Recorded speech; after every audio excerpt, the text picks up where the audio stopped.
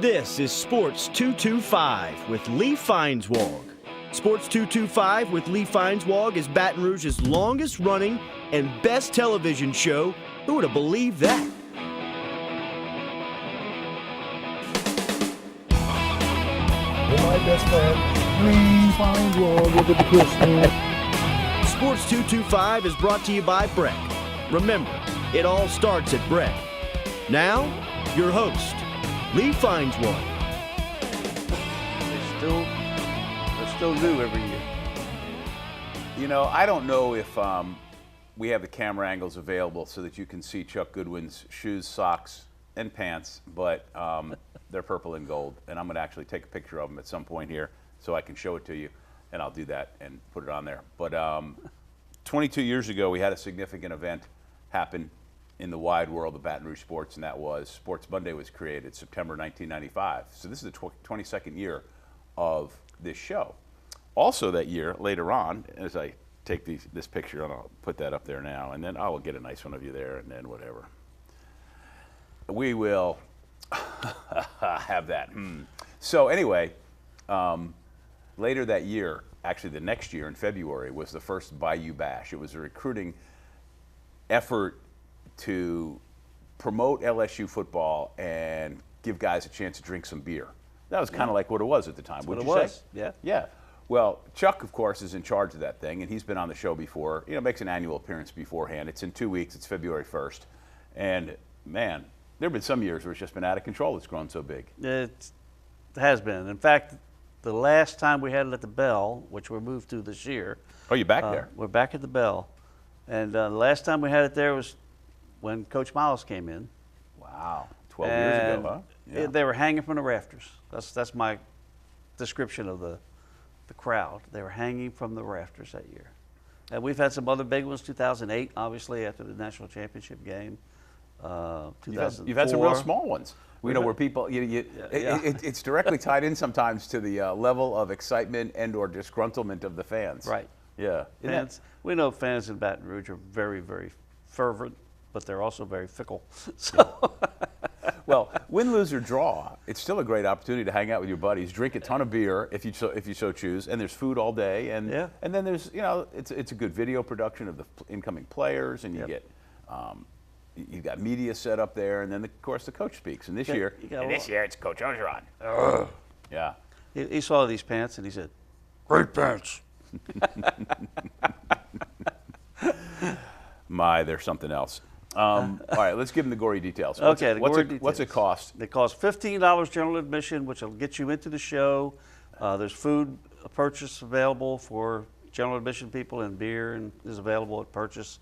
We have 50 tables set up, 6 $3,000 tables, 6 $2,000 tables, 12 $1,500 tables, and 26 $1,000 tables, which can be bought individually as per 10, or we'll take sign-ups for singles. Nice. So and $100 a piece. And what's the advantage of a table? Of course, you don't have to mill about. You got a place to sit. You got a place to sit, and you get food and beer all day. Right. So. Now, tell me some of the things that are coming on with this. In addition to just every once in a while, we got a new signee, and it goes up on the wall. Yeah, we've got coaches coming in. Coach Benari's coming in, and some of the other other head coaches, and we got a lot of players coming in. So we'll have people roaming around and people on the stage. So it's a good chance to get autographs. Great chance to get autographs of different people. And we have a silent auction going on, which will have a lot of great LSU memorabilia, trips, pictures, signed footballs, things like that in the silent auction. We'll have a raffle going on, so we'll be raffling off signed footballs and pictures and things like that. And by all accounts, LSU is going to have a really good recruiting class. Oh, it's coming together very well. Yeah. Coming together very well. All right, so who do they call? What website do they go to? What do they do? Okay, if you want to get a table, you call Tom Bro at 225-806-2884. If you want a single ticket or buy a general admission ticket, we're doing them. I'm handling that. They can call me at 225-603-4813. That's 225-603-4813. For a good time. Said that pretty fast. Yes. Okay. Yes.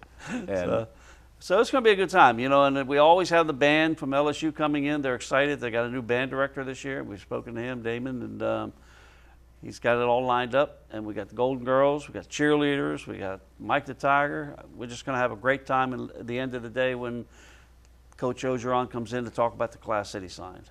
So, and you know, it's interesting. We really changed the name of the bash this year. It's now the Tiger Gridiron Bayou Bash National Signing Day Party. Try putting that acronym on a T-shirt. That's right. All right. If you didn't get those numbers, you'll have to watch one of the replays or go to our online show at sports225.com. He's Chuck Goodwin. It's the Bayou Bash and all that other stuff he said. When we get back, Rudy Macklin will be here, the former LSU basketball player who is in charge of the Louisiana Governor's Council on Physical Fitness and other stuff. It's a long name. I'm Lee Feinswag at Sports 225, and we'll be right back.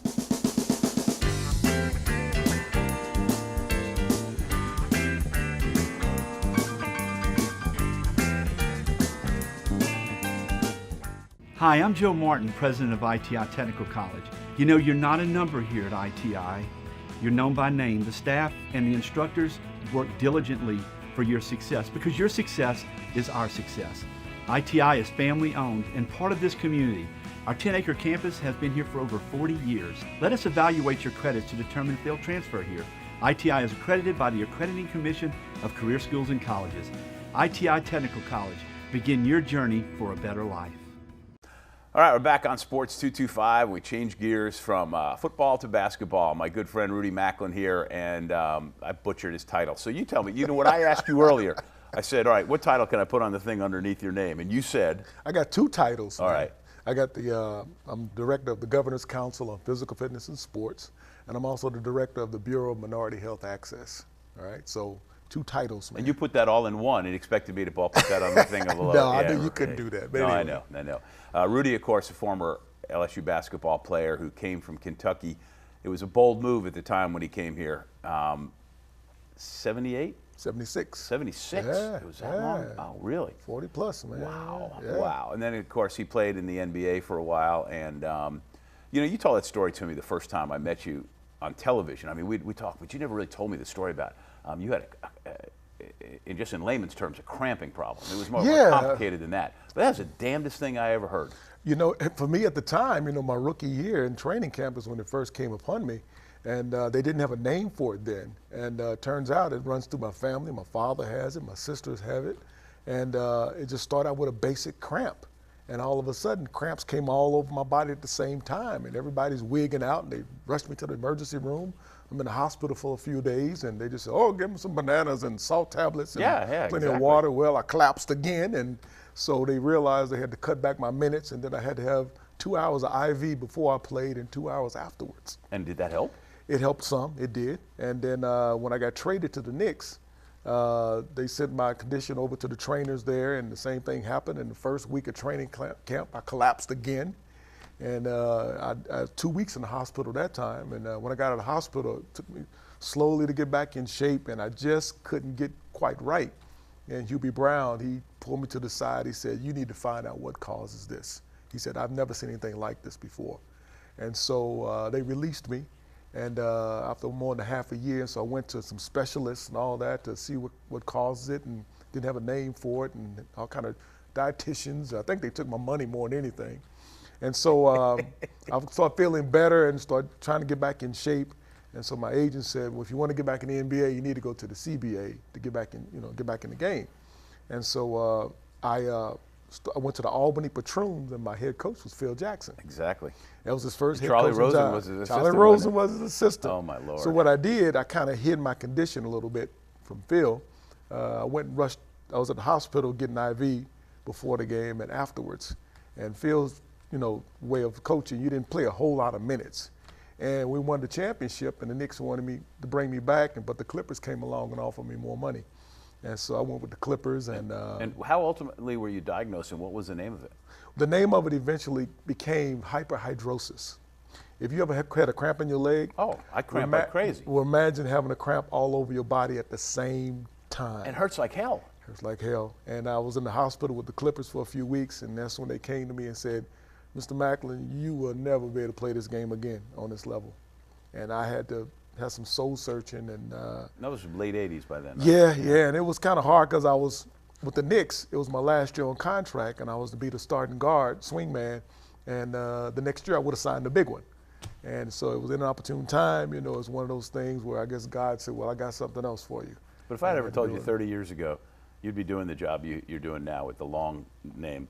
But his office does so much for people who need the help, especially in rural communities around Louisiana.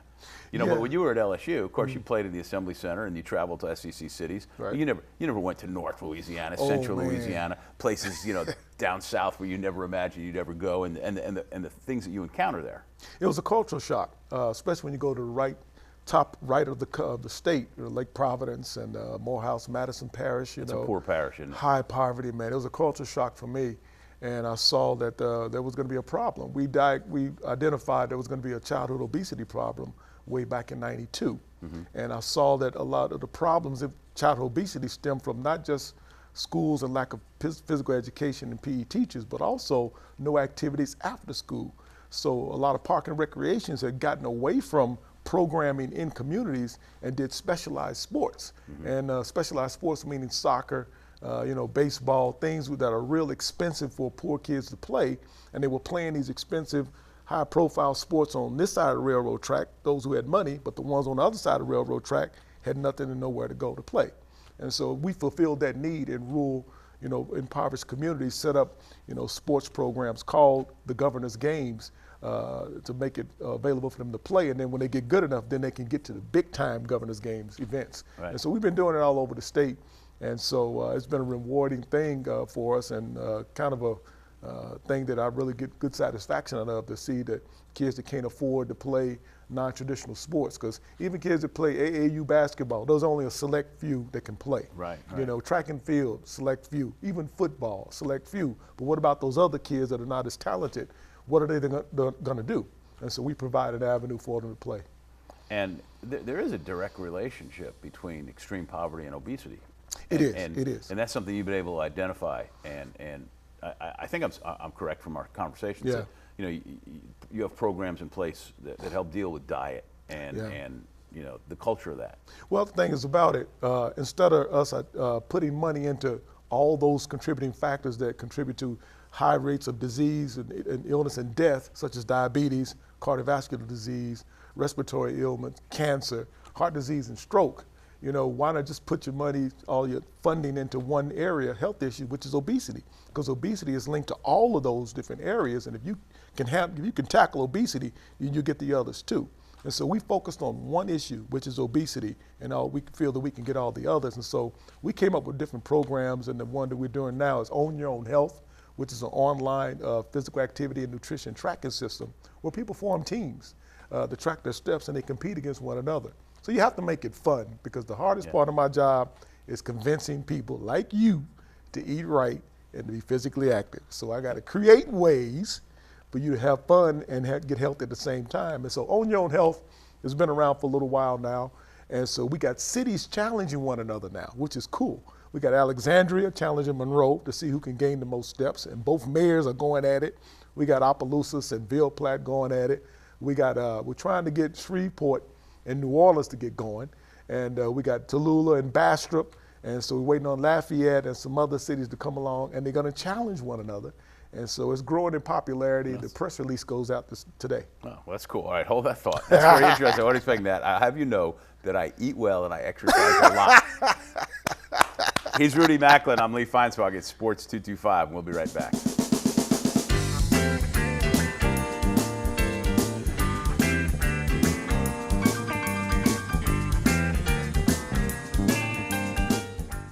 Don't let the bed bugs bite you. We'll put them to sleep. Bed bugs can be transported from most anywhere. Hotels, department stores, even a friend's house. We've got the bead on bed bugs. Call the bug man today. Call 923-BUGS. He's got a meeting whenever he's got a meeting right after. It always goes a little fast. All right, we're back on Sports 225, hanging out with Rudy Macklin, who is the director of the Governor's Council on Physical Fitness and Sports. All right. That's one of his two jobs. They do good stuff. So I hadn't watched the NBA at all this preseason and the fall. And then I finally said, all right, I'm going to catch up. And I did it on Christmas Day. So I watched the Cavaliers play the Golden State Warriors.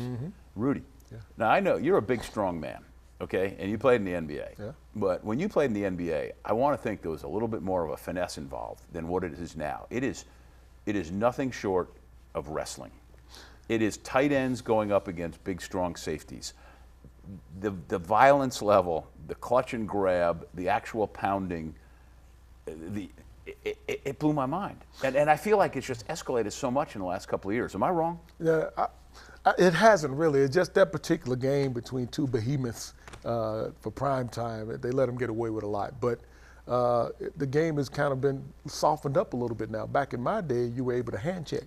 Right. Okay, and you were also able to put the wood, we call them, the forearm in the chest or the arm. When they come across the lane, you was expected to hit that person and Right. not have a free and maybe free because run. it was brought in and you Yeah. were doing it in here instead of out here and instead of like this. Maybe that's what I'm thinking. Yeah, but the hand checking and not being able to use the forearm, especially on the low post, that's all gone away. They're trying to increase scoring in the NBA. Plus, they have a lot of fights back then with the bad boys, and we got into a couple of scuffles. You ever get into an NBA fight? No. Well, I did. Just a little shoving match. Me and Ricky Sobers, with the Chicago Bulls. Ricky Sobers? Yeah. So after we said, He "Come on, let's run have a." He could run faster than you, so he Oh was yeah. away. But thing is about after the game, he said, "Come on, let's go have a drink." He said, "He just don't take it personal. Right. It's just a game." Yeah. And so I learned from that. And Bob Lanier, before he left the game, he threw a pick on me so hard in the lane, and I hit the ground and jumped back up. Come on, Bob, don't do that. Because I realized he's 6'11", weigh about 300 pounds. What am I gonna do?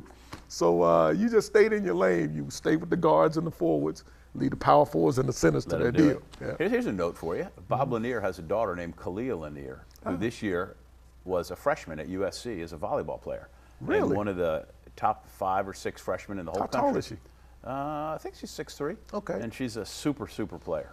And Man. we was in the world of college volleyball, there are a ton of former NBA tied-in players. Steve Kerr's daughter played for Cal. I think she just finished up, just among others. Steph Curry's sister plays right now. Yeah, I heard that. I can't remember. Somewhere on the East Coast. And I could go on and on. I don't want you to turn off the TV, so don't. I won't go on a tangent. So, you want to talk some college basketball? Yeah, if you'd like. Well, it's interesting. It's obviously, you're wearing that purple and gold shirt, and of course you played for LSU. And the college game's a lot different than it used to be. But the LSU basketball team is a very disconcerting program to watch right now. Is that tactfully phrased enough? It is. It's kind of painful to watch.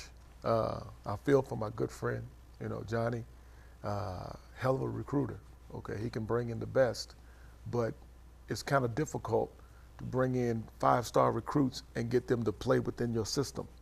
It's very difficult because they were stars in high school, and now you're asking them to come to college and said, I need you to tone it down a little bit. I need you to probably to set an extra pick for somebody or make an extra pass a couple of times, and I'm going to ask you to play much tougher defense because in high school you probably were hidden on defense, but now you're going to be exposed because you played against better players. And hidden so you wouldn't get in foul trouble, right? Not because you couldn't play defense. And because you're required to score more. Yeah. Okay? Yeah. And so it looked like he has a collection of those type of players, and there's not really any leadership out there. Somebody that can take control of the game every so often when need be that they can count on, and there's not really any tough players out there. And so he's really in a bind right now. It's some things that he probably thinks he probably should have done differently in terms of coaching, the development of players, even during the ball games itself. He probably could have done some things different. But I look at his talent pool on that bench, and for some reason they cannot play on-ball or off-ball defense. And if you can't play defense in this league or in any league, you're not going to win. Yeah. And so it's something that they lack. All right. I got 2 conceptual basketball questions for you, but I'll ask them when we get back because we only got a little bit of time left on the show. All right. He's Rudy Macklin. I'm Lee Feinswag at Sports 225.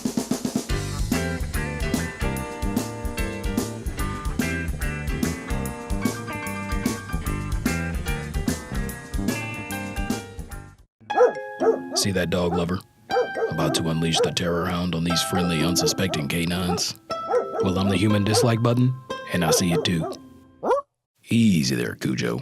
Taking part in a dog socialization program at a shelter or pet store can help nip this problem in the bud. And no matter how well socialized your pet is, cleaning up the little rays of sunshine they leave in their merry wake is your responsibility. To learn more about me, go to breck.org/HDB. Coming down the home stretch of Sports 225. Thanks to Chuck Goodwin from the Bayou Recruiting Bash for being here earlier, and of course to Rudy, to John Williams from JCW for directing the show, and all the show times, the listings, the replays, and our online airing are at sports225.com. So, all right, I told you I was going to get you two questions. So I'm sitting with an NBA scout, and we're watching the game not too long ago. LSU Vanderbilt, and we were both kind of aghast at the way the game was being played. And I said to him, and I know this is a hypothetical question, and it may be rhetorical, but I come from the world of volleyball, where Stanford just won the NCAA volleyball championship with 4 freshmen. And our sport is producing kids who are moving into college ready to play. They know how to play the game. They're ready to play the game at the highest level. They understand it on all levels. Right. College basketball is not doing that. Not Why? now. Because of the three-point line.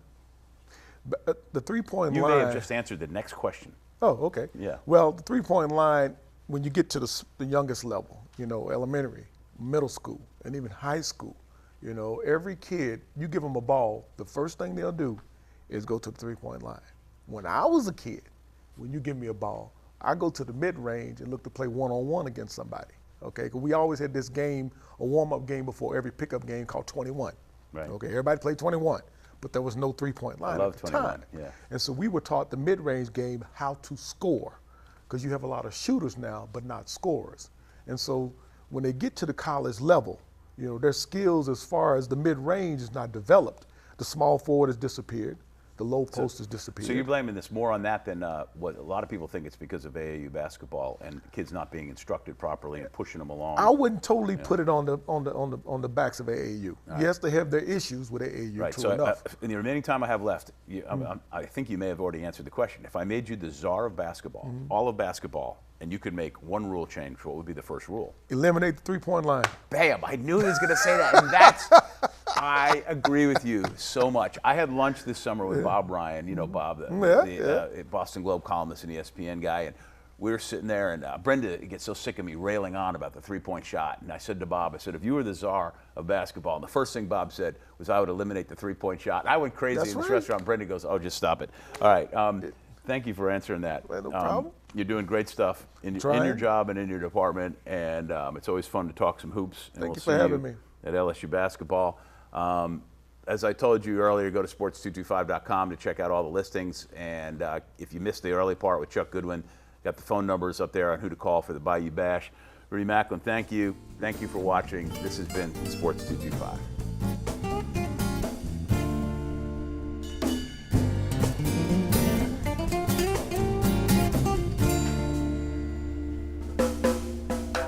At carnival time by Baton Rouge Bay, that's the site of my story. At Spanish Town Mardi Gras, things can get blurry.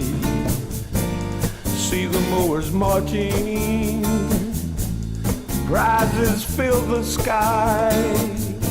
This Spanish Town Mardi Gras, may it never die.